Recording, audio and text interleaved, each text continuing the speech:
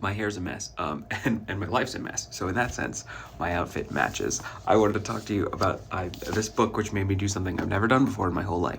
I put a sticky on the dust jacket because there was a quote on the dust jacket that was so good that I had to share it with you. It comes from this book, From Here to Equality, which is a relatively new book that just came out in paperback, and I'll be making some more videos about it as time goes on. Also, shout out here to Kimberly Jones. Literally, as soon as I started reading it, I was like, my arms were reaching for this book, and I was like, oh, there will be many connections from How We Can Win to this book. And a second shout out, you may recognize this cover art from Bryan Stevenson's National Memorial for Peace and Justice in Montgomery, Alabama. This is, to my knowledge, the first lynching memorial in the United States, so that might give you a sense of the level of severity that this text is going to tackle. Anyway, what is on the dust jacket sticky? Broadly construed, this book is breaking up the history of the United States into 3 eras: slavery, Jim Crow, and modern-day discrimination. If you're not new to this channel, we've discussed all 3 of those in various videos over time.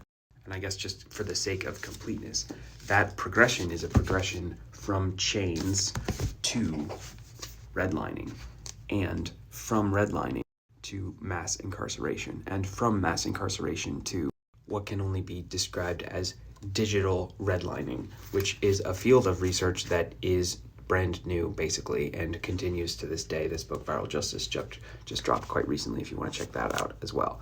Also, not included in this list is what might be referred to in this context as medical redlining, or as Harriet Washington calls it, medical apartheid. So when people ask the question of, do we need reparations, often that conversation is happening in the context of solely that first part of history. People are just talking about reparations in terms of slavery, but this is an incomplete way to think about the problem.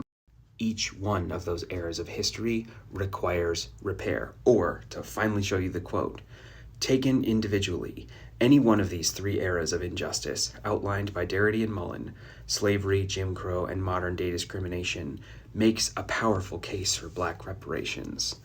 Taken collectively, they are impossible to ignore. Earlier on the dust jacket, economic data indicates that for every dollar the average white household has in wealth, the average Black household possesses a mere 10 cents.